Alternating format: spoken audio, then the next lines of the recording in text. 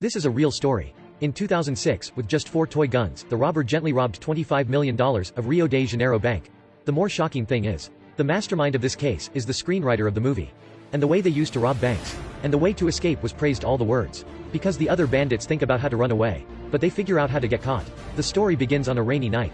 The car passes by making the water splash all over Fernand. He saddens throwing the cigarette that is wet. Unexpectedly, the cigarette goes with the rain. Forward, going in a manhole cover.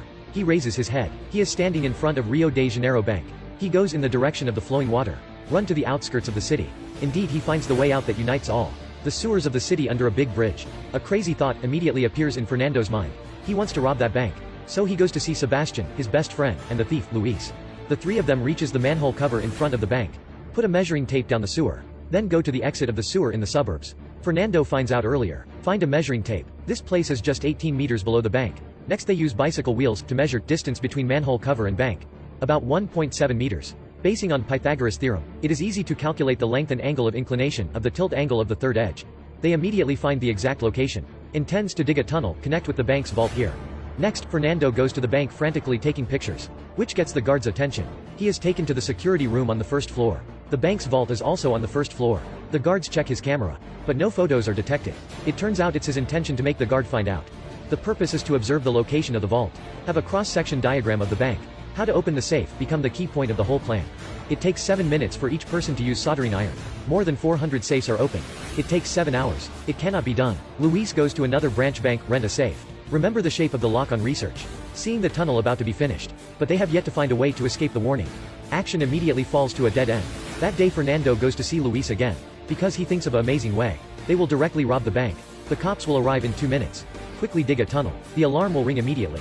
But robbing a bank while digging a tunnel. The police have no way. Because until now, the police are still underdeveloped. The anti-theft system when 2 things come at the same time.